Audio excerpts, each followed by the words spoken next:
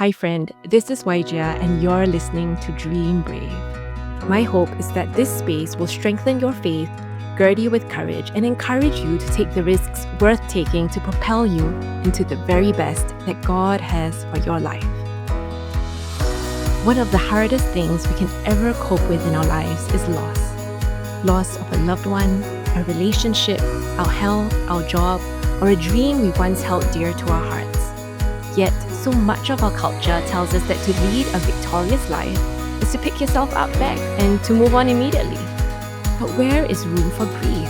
How can we appreciate the mountaintop if we've never trudged through the valleys? In this special season, I interview ordinary Christians who have encountered extraordinary obstacles to find light in the dark and strength in despair. For it's in our trials that God promises us the hidden treasures of darkness, the riches stored in secret places, that we may know that He is God. My hope is that these stories of setback will inspire you to find hope in your struggles. Be blessed. Why are you still sad about that? In our hurry up and move on culture, grieving well can be glossed over, especially if they are invisible griefs. If a pain is in our life isn't so-called tragic enough, it can leave us and others wondering, why haven't you moved on? In this episode, I had the privilege to sit down with Natasha Smith, certified grief educator and author of Can You Just Sit With Me? Healthy Grieving for the Losses of Life, to invite us to reflect on what it means to grieve well and to hold on to hope in our darkest moments. Having experienced miscarriage, stillbirth, divorce, giving up her first baby for adoption, the loss of two of her older sisters and dad to cancer before she turned 40, and a nephew to murder, and the loss of a prestigious engineering career to homeschool her 4 kids, Natasha knows the meaning of grief well. Her life and book reminds us that every loss is worthy of the space and grace to grieve. I got to know Natasha because she and I share the same literary book agency, and we were in the same cohort before our books were published. Since then, I've been so blessed by her candid heart and hopeful spirit. Natasha, welcome to the Dream Brave podcast. It's so good to have you with us. Thank you so much for the invitation. I am just so excited about our time together today. Indeed, and I'm excited about your new book, Black Woman Grief. Natasha, you have such a special gift of writing, and your book had me in tears even before the first chapter ended. I love the title, Can You Just Sit With Me? Could you tell us a little bit about what inspired that? Yes, thank you so much for that question. Yeah, so again, so my story is I sat with grief for over 30 years, not knowing what to do with it, stuffing it, ignoring it, um, just hoping that it would go away. But we know Yeah. that grief doesn't work that way. And so when 2020 came, we couldn't really hide from the things that were really going on the inside of us. And so that's how Mm-hmm. it felt to me. Like when I saw what was happening in our world, you couldn't run from it. You would see death on TV because they were carting people off like in droves from nursing homes, hospitals. People were dying all around us. And Mm-hmm. so what I was seeing around me in culture and globally, I was like, this is how I've been feeling on the inside. And I could no longer hold all the grief that I had been holding all those years. And so 2020 was also like a highly political climate that was going on. It was a political year. There was a lot of racial injustices going on as well. And Mm-hmm. so that's kind of where the title was birthed out of. It was birthed out of that season where no one was really listening to one another. Even in Mm. the church, it was so much divisiveness that was going on. And literally, that's what came to me like, can you just sit with me? Wow. Like, it was Wow. literally it was kind of a heart's cry that I feel like so Mm. many were experiencing during that time as well as Mm. myself. And so, really, literally, that's where the title came from.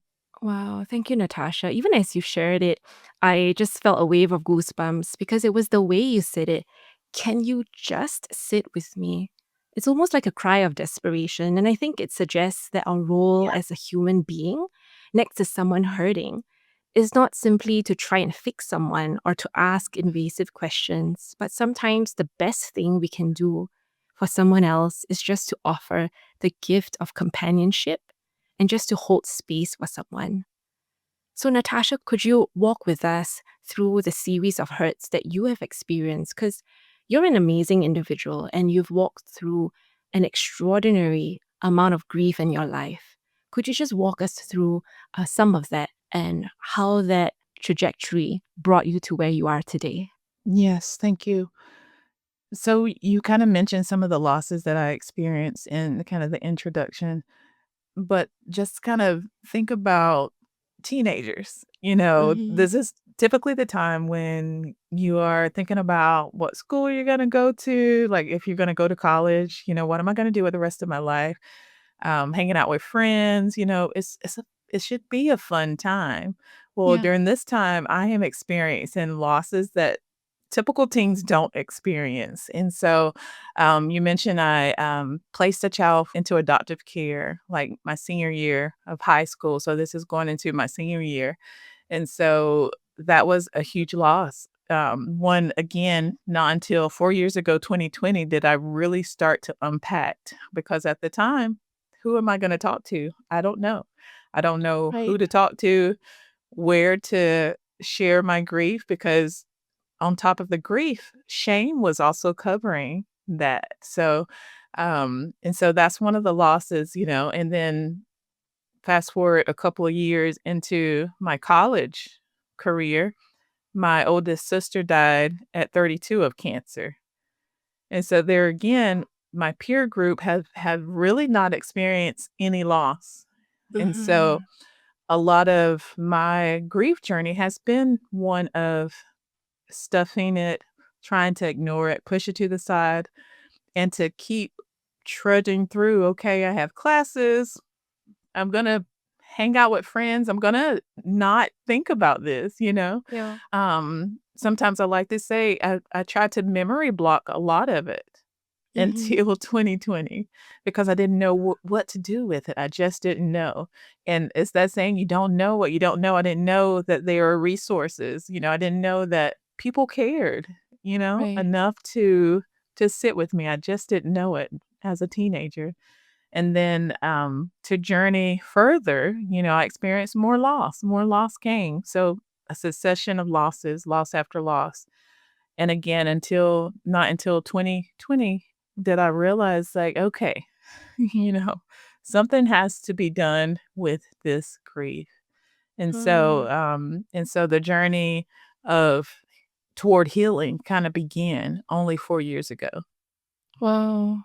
Wow. Well, Natasha, thank you for your Yeah. courage in sharing about your succession of losses. I think something that I really appreciated about your book was that it shared about grief in a very multidimensional way. I know we all look at losing a loved one as like a very external, visible form of loss. But in your book, you talk a great deal about invisible grief. For example, I think the chapter where you shared your story about having to give away your newborn baby son and not being able to share that anyone until as recently as 4 years ago when you were invited to speak to a group of women. And it gave me pause for Yeah. reflection that I think many of us don't recognize the impact of the weight of these invisible griefs that we carry in our lives. And so, one question that has been on my mind is for you, Natasha, what do you think people can do to recognize these invisible griefs? Because, like we mentioned, because it's invisible, so many of us just want to trudge through them.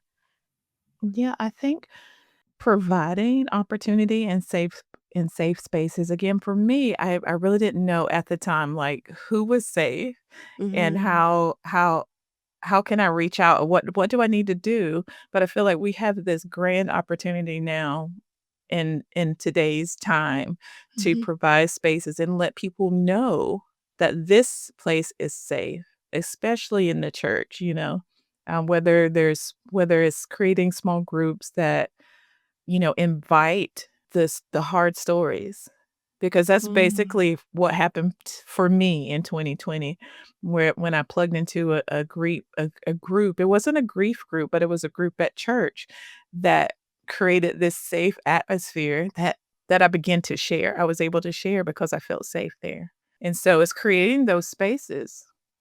Wow. Natasha, I think it takes a certain amount of risk and courage, in fact, to kind of want to Yeah. open up to a group. And I think not everybody might have the same kind of bravery that you had. Do you have advice for people who have carried shame for too long and are too afraid to open up in church? Because as you know, and you rightly mentioned in your book as well, that, there is a certain stigma in grief. And there is this kind of myth that goes around that says, you can't be a good Christian witness while grieving. And even I myself, I've struggled with that. I've struggled with sharing grief in church Yeah. or Christian circles because I felt that, or unconsciously, that if I share my grief, it means that maybe my faith is not strong enough. And I remember, because as a missionary myself, having to make these cross-continental moves, there are a lot of invisible griefs through the journey. And I remember like 10 years ago when we moved to Africa to stay for a year, I remember sharing grief with another Christian woman. And she was not from my church, but a question she asked me was, why isn't your church sorting you out? And it kind of shocked me because I was like, wow, I was hoping to find a safe space in her and I couldn't because the question that was posed to me, I felt like my responsibility was to have my church sort me out, so to speak. And so I think there's a lot of fear sometimes for Yeah. people to go to a Christian space and say, hi, I'm hurting, I'm grieving, can you help me? What are your thoughts around that? Yeah, absolutely. It does take an amount of bravery and amount of risk. And for sure, because even during 2020, that time, my husband and our family moved to a different church. Mhm. And so it was me, myself. I made that resolve, like, when I've heard about this particular group, I said I was gonna go all in. So I made that decision. I'm gonna risk it this Wow. time because I needed to get it out. But what there were some indicators in that group that allowed me to realize that it was safe. Others were sharing and not just surface level things. They were really deep, hard things in it. So it was an indicator like this is a safe place. And it was full of so much empathy and compassion. I truly believe, that it was just a godsend for me. Right. I like to say that if I hadn't been a part of that group, I wouldn't been able to write the book because it Wow. helped to bring so much to the surface. And so, but as far as for those who don't have the spaces, I've been really consciously thinking that because my story is that I sat with grief for 30 years. And so, I was thinking the other day, I wasn't alone. God was with me, and I think Mm. that's part of my testimony because I'm like, that I share the story, I had no place to go. I didn't know who I can turn to, but God was with me the entire time. And so that's just this part of my story to say it's okay if it's just me and God. If it's me and Jesus, Jesus alone is able to keep me. And so Wow. I came to that realization just recently to say, it can sound one way to say, I didn't have anyone. I didn't know. I didn't have a safe place to turn from a human, earthly Mhm. perspective, but God was always with me. And so Wow. I feel like that is even a more of a depth to my story to help others who can't find a safe place of someone sitting face to face with them. They have a heavenly Father that is always sitting with them. Wow, that brings a lot of comfort, Natasha, because grief, I think, can be very isolating and lonely. And so the reminder that Yes. God Himself is actually with us, He is sitting with us, He's sitting through the grief with us. I think so often we think of God as someone who's very far away. But as we look in the Bible, as you rightly mentioned that as well in several chapters, that Jesus wept. Jesus wept for Lazarus. He was sad, he grieved. And I think you mentioned that Yeah. is there over like 200 times in the Bible where that it talks about grief? Is that right? Yeah. Yeah. And so it reminds me that Yes. grief is such an integral part of our journey. And yet I really enjoyed what you shared as well, that it's so important to take that step of faith and you emphasize the word risk. And it's so interesting that it seems like one of the ingredients to grieve well, you're saying, is actually to have the courage to take the risk to share your grief with another safe person. Yeah. And I think I extracted another gem, which was also that when you want to share your grief, like to kind of know if it's a safe space, kind of put yourself out there. But instead of just saying everything, I think you shared that you noticed that other people were sharing hard things and that there was an atmosphere of compassion and empathy. And so perhaps, Yeah. we can also ask the Lord for wisdom to help us seek out those spaces or people who can provide that space for us. Yes, I love that so much. Yeah, absolutely. Having really a discernment of what is safe, where is the safe place that I can go, or a safe person that I can let out the Yeah. grief. Besides looking for people or groups that, have a kind of like a safe space to share hard things, do you have markers that you look for in a person whom you feel would be safe enough to just sit with you? Because sometimes we assume that that comes from family members, but unfortunately, sometimes family members can be equally triggered by us. And you're already shaking your head. So tell us, how do we Yeah. look for a safe person? Yeah. I love this question, and I don't think I've ever been asked that, but it's such a great question because, yeah, what do you look for? I think one of the best things is this person a good listener? Hmm. Can they listen well? Can they listen thoughtfully? Can they listen with more of their head and more of their heart? And Hmm. so and I think an indicator of that is, as you begin to share, do they interrupt you and begin to share? Because now they're the talker and the griever is the listener. Hmm. So do they allow space and opportunity to really to hear you? Hmm. I like what you shared at the start of the book, which was that sometimes we all think we are good listeners until we actually sit next to someone who's grieving, and then we realize that, oh my, you don't know what to say, so you It's fill in the blank spaces, and then you go, oh, I felt like that too when I lost so and so, and then it kind of becomes like this it's whole true. who has a more tragic story, so to speak. And I think the title of your book, the title of your book kind of just reminds me again and again that sometimes people just want you to sit with them, right? Yeah, I feel like and what I've learned is that presence is very underrated. Like again, because of the busyness of our culture and how everything is so fast paced, we don't know how to sit. We don't know how to sit in quiet. We don't know how to practice solitude. We want to feel all the spaces all the time. And so even the title of the book or saying, "Can you just sit with me?" People are like, "What does that look like?" Mhm. Because we're so foreign to just sitting with people. And I feel like even maybe, I think about like in the past, like when we've had losses in my family, I feel like they may have been better practices like years ago. I know like people would come to your house and sit. Mm, If a family member or someone died, they would sit. right. And, sometimes they'll tell stories, but I remember that, but you don't see that as often anymore. Right. Wow. Wow. I think you are already starting to answer my next question, which is how can we actually be a good support to someone who's grieving? And I think you mentioned the gift of presence, that sometimes it's just someone being present. Mhm. Because I remember kind of a year ago when I was in the intensive care unit in spine surgery, I had just one friend come to the ICU with me, and she had cancer before. So she knew what it was like to be in the ICU. And so she just sat with me. I mean, my husband and my kids, they couldn't be there. They were in school and they had something to see to. But that friend of mine who came, she just sat there and she provided, like you say, the ministry of presence, right? Yeah. Yeah. Yeah. How do you practice that well, Natasha, in today's culture where hurrying and talking is just such a such a go-to? Like, even for you and myself who so-called are people who love to who give or to want to like so-called minister to others, how do we ourselves practice that ministry of presence well?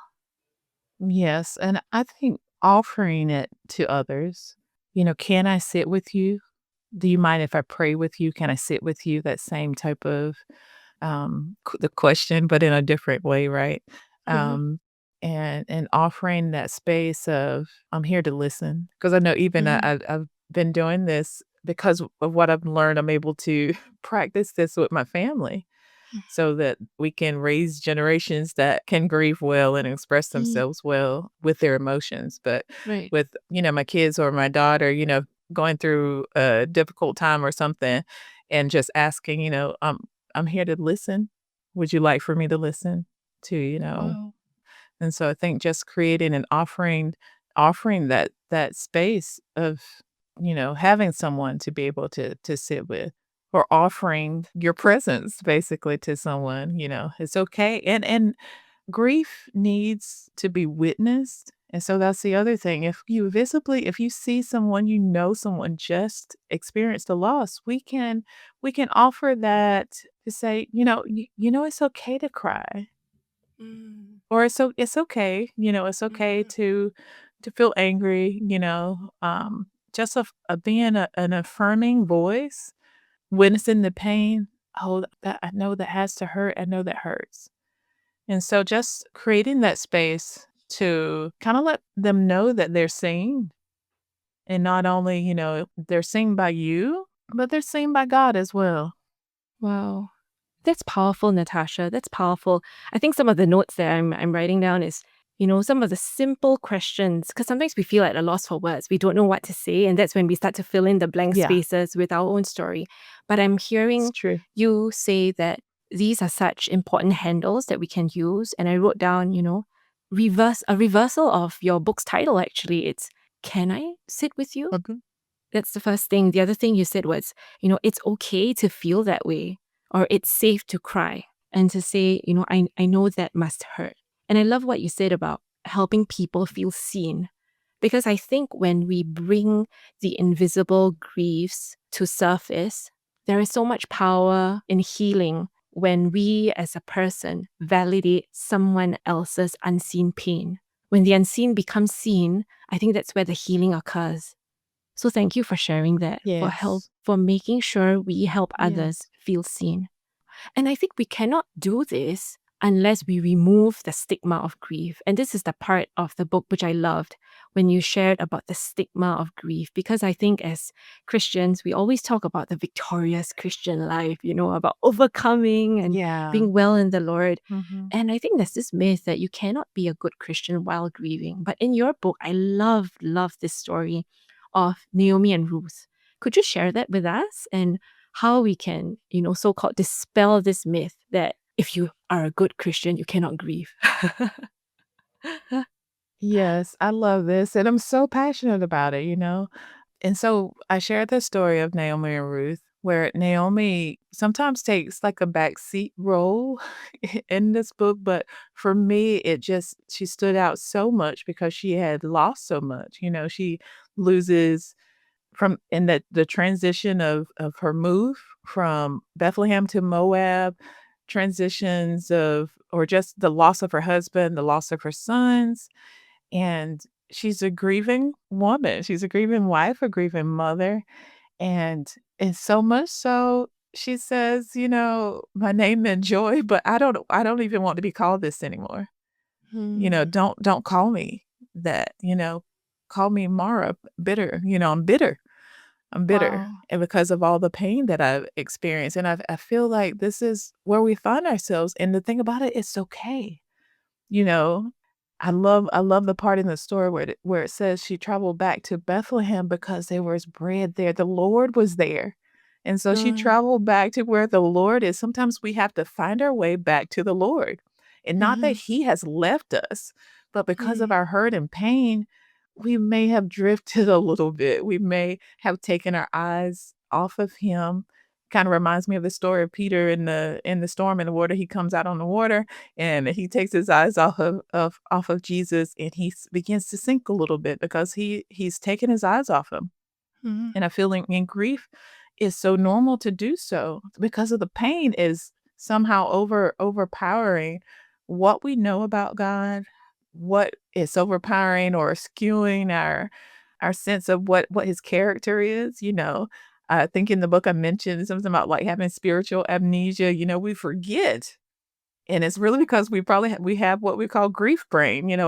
Grief affects our brain. But when we are able to make our way to set our eyes on Jesus again fully and see him and remember who he is, that he is for us and not against us, all the things, and remember his character, we can be like Naomi at the end of her story. She has her redeemer. Her story is redeemed, Mhm. right? Her kinsman redeemer is present. And I think for us, it's saying that Jesus, he already knew what the end of the story was going to look like. And though we may not know what our journey is, God always does. And so he had a plan for Naomi from the beginning. He knew and understood every one of her losses that she experienced as he does ours. And he knows what the end will be. He is our kinsman redeemer. He is our redeemer. And he redeems our stories. Wow, that is such an important reminder that God redeems our stories. So, Natasha, could you elucidate that part a little more for listeners who might not be so familiar with the story? And how did that story in particular speak to you about how we can still be a good Christian witness while grieving? What was that particular witness that you saw in this story? Yeah, I think it was really the journey back to Bethlehem.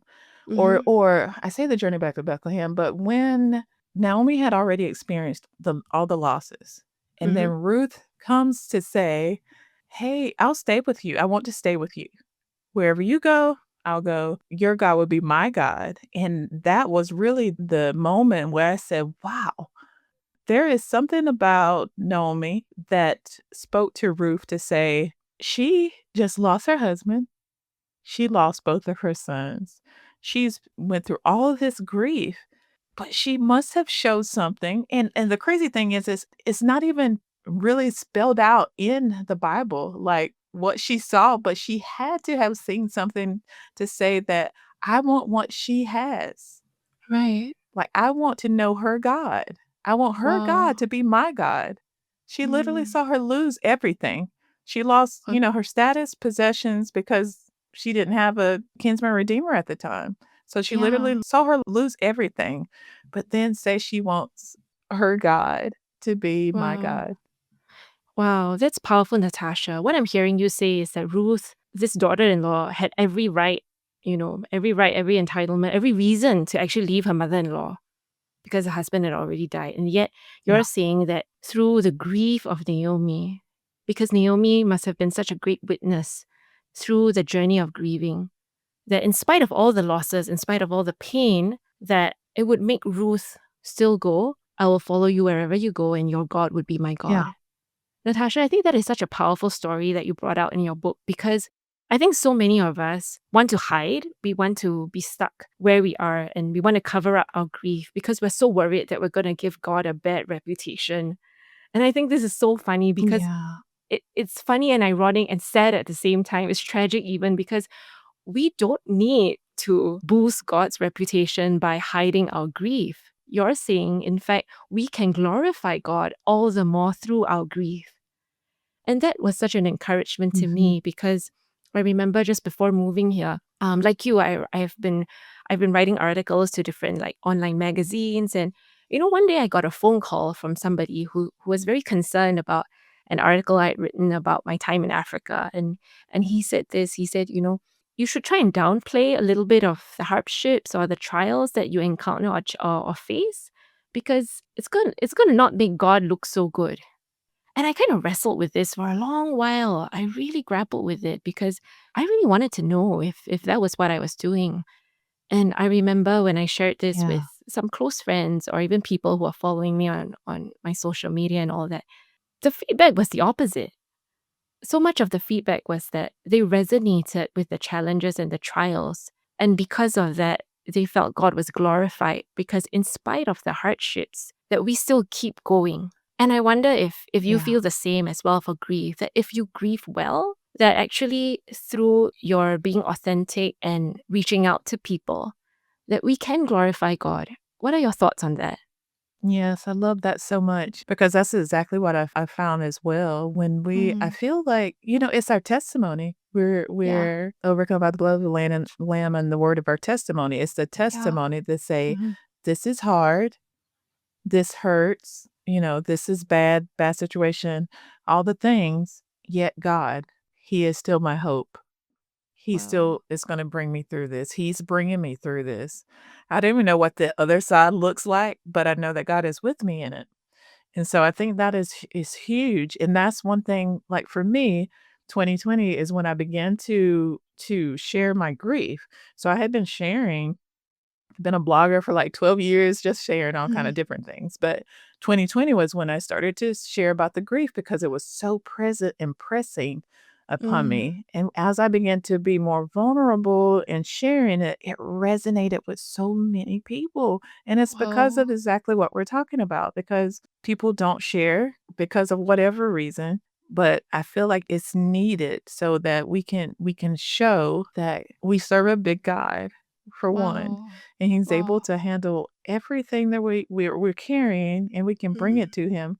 And as you mentioned, it's not about His reputation, from a standpoint, like, we're not hurting His witness, you know? It's Yeah. like, oh my gosh, I think even more we're pointing others to Him and bringing others to Him who say, "Gosh, she's had a really hard time, and yet she's finding comfort in God.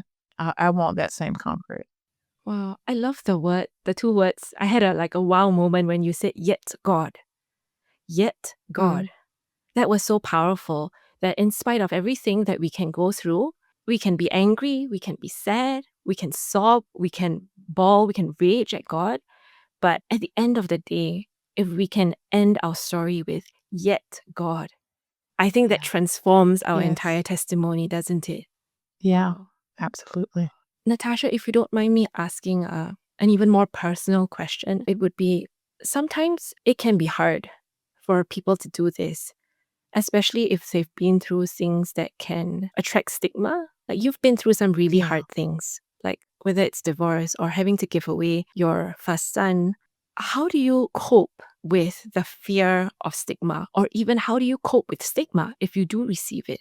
Because I find some griefs maybe easier to share, like a loss of a loved one. If it It's wasn't your true. fault, you had no part to play in it. Or if somebody was in an accident, but something where you had a part to play in it, sometimes I find that a little more difficult. Like even moving, like for us, I mean, we call ourselves missionaries now. But if we have hardships, sometimes I worry like, oh, but will people think like, well, this is the life we chose anyway? So how do you overcome that fear of stigma now that you've done it? Yes, that's such a great topic and, great question. It comes, I think, with awareness, being self-aware, and just knowing that that type of grief, which is the disenfranchised grief, what I kinda talk about in the invisible grief chapter of my book, where grievers aren't afforded, or culture deems the loss unworthy to be grieved because it was a decision made on the part of the griever, right? And so in Wow. the instance of, me placing my child into adoptive care, the thought would be, "Well, you don't deserve to grieve because you made the decision to do this," you know? But the thing is, I go back to my little saying, slogan, whatever you want to call it, every loss deserves the grace and space to grieve. And so knowing that, because He's concerned with the things that concern us. We're constantly on the heart of God.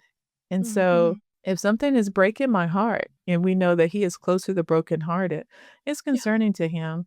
And so when it comes to stigma, I have to place the truth that I know that the loss is worthy to be grieved on top of that stigma. And Oh. that's basically what I've done. And again, praying through the fear Mm. of someone having something to say that could be reflected in a negative light, to, kind of put their thoughts or the stigma or their thinking onto my loss, because my loss is my loss. My loss is worthy to be grieved, and grief is necessary for every loss. And Hmm. so, the opposite of that, just think of that. If I were to allow a stigma or what someone opinion is to keep me from grieving, I'm not going to be a healthy whole person because I'm not allowing myself or giving myself permission to grieve. Wow. Wow. Wow. Natasha, those were such powerful words. Um, when you said every loss deserves the grace and space to grieve, I think that's such an important reminder. And I think what you've exemplified truly is the courage to have self compassion. Because, like you said, Yeah. our need to grieve is not dependent on what somebody else says about us. Right. And just to remind ourselves as well, like when you had to give your baby away, how old were you then? 17. Right. You were 17, and you also mentioned that, Mhm. your sister had a similar experience and faced a lot of stigma and difficulty, Yes. which kind of bound you in shame even more and made you afraid to think about other options, right? Yes, I'm so glad you mentioned that. Yes, absolutely. Yeah. Yeah. And I mention it because I think sometimes we forget the circumstances around the decisions that we make. None of us are perfect. We've all made difficult, good, and bad decisions in life. But sometimes I think we forget the circumstances that we were in. And I think remembering that sometimes helps us to give ourselves the self compassion that we need, Yes. right? I love that so much because I feel like I mean, that's something that I've struggled with, like the self-compassion portion of it, and I think a lot of grievers do. And so Yeah. thank you so much. That's so powerful. It's the self-compassion Mm, that we should give ourselves, and most mm. often we're it's easier to give it to others than to extend it to ourselves. Absolutely, absolutely. It's so interesting that through this, like even just discussing this incident, that I could see so clearly because I'm a third party. I could see so clearly and feel compassion and empathy for your circumstances. When I saw the look of surprise on your face, I think it reflects to me the truth that we are so hard on ourselves. Because even for me right now, like living in Tanzania, sometimes little things trigger like a tear reaction from myself. It could be just remembering the home that I lost or things like that. And a friend of mine would text me and say, "Hey, Waija, you've made a huge geographical shift and gotta be gentle with yourself." And so I keep reminding myself Yeah. every day, like, be gentle with yourself. And so to anyone listening, I think maybe I would say our encouragement is really to really have self compassion on ourselves, don't you think? Yes, absolutely. Yeah. I love also what you shared in the later part of your book about how grief can manifest as physical pain. And you mentioned that, you experience yourself fatigue and aches and pains in your body when the grief was too much. And I think in our modern day kind of very scientific culture, we may not recognize it as such. So some of my followers might know that I actually struggled with chronic pain in my right arm for quite a while after spine Mm. surgery. And it took me a long while to realize, because people might think, oh, I have very good access to medical care because all my colleagues and friends are, and doctors and things like that. But I think we forget that sometimes we do ourselves a disservice because we see everything from a scientific lens, right? And so you do all the scans and everything came back normal. And it took me so long, Mm. Natasha, to realize that the pain that I was feeling was actually grief. So, Mhm. could you take us through some of the exercises that you talked about in your book about how to release some of that grief from our bodies? Yeah, absolutely. I love that because it's so important to bring awareness to this because, as you mentioned, most often we may not realize it, if we're having some type of ailment and we go to the doctor and they're like, no, everything's fine. And you're like, but it Yeah. hurts. And so, And the pain is and real. The so, pain is real. and the pain is real. Yeah. Absolutely. Yeah. Hmm. So, one thing that I like to say is that grief needs a place to go. And so Wow. if it's Mm. here, if it's in on the inside of us, it needs a place to go. So we need to talk it out. We can talk it out. We can write it out. We can move it out. And so some of the practices that I include in the book is writing out. And that's one of my favorites is the writing it out. And so we can take a loss, for example, and just begin to write about that loss and Hmm. let it be so free flowing, not holding any words that may pop up, write it all out. Hmm. And even if it's a complaint to God, Hmm. even if it's a complaint to your mom, whoever, whatever, just write it out, begin to write it out. And if you want to, you can set a timer, but set aside some time, some tissues, all the things. And what I found is it's freeing and it is releasing. I mean, the tears flow, you may feel anger and you continue to write and you continue to write. And then at the end of that writing, you burn the letter or you Mm. burn what you've written. And as Yeah. you burn it, you can say a prayer, whether it's a breath prayer or just a prayer to say, Lord, I thank you for allowing me to release this to you, or just to release it. And then as it's released, I pray that you'll just fill me up with your presence and your love and your hope and your comfort. And at the end of that, begin to write a gratitude list so you can fill yourself back up with gratitude. So what has been released, the grief that's been released, you replace that with gratitude. So that's Wow. one of the exercises that's really have been really, really powerful to me. Wow, Natasha, I love that. I'm so glad you brought up the burn letter because when I read that, I thought to myself, that's powerful. I think those of us who have invisible griefs like broken relationships, for example, whether Yeah. it's, estrangement with close friends or family, sometimes we think that we need to go and make it right with them and talk it out and everything has to be like, all rosy again. But there are many relationships in Yeah. our lives where we cannot do that for some reason. And it takes two, right? And so I think the burn Yeah. letter that you talked about really provides this avenue where you can say what you want and need to say without Yeah. actually channeling it necessarily to that person while expecting Yeah. a response. So that in itself is incredibly freeing. But also, I loved that you mentioned the gratitude list should come after. Because I think, as people who love the Lord, we're so quick to jump into, oh, I have so much I should be thankful for. Let me just do my gratitude Yeah. list. And that Yeah. completely short circuits the process of grief, doesn't it? Yeah. Yes. Yeah. And tell us about movement. I love how simply you put it, like write it out, talk it out, and move it out. Tell us a little bit about movement and how that can help. Because I think when you're in grief, you just want to stay home and lie in bed. It's so true. It's so Yeah. true. And I know, I know that there are some people know of and know practitioners that are certified in actual grief movement. But for Mm. me, it's literally, it can just be a walk outside, Mhm. just walking outside or stretching. Just simple, simple things. It doesn't have to, you know, I mean, lately for me, it's been a Zumba class. That's That's been great. Yeah. extremely helpful, Yeah. so it doesn't have to it doesn't have to be complicated, but Mhm. literally just moving your body. And Yeah. that's more of like just a simple act of, moving because it does do the scientific things Mhm. of increasing the happy endorphins in your body. So that's more so Yeah. what that's about.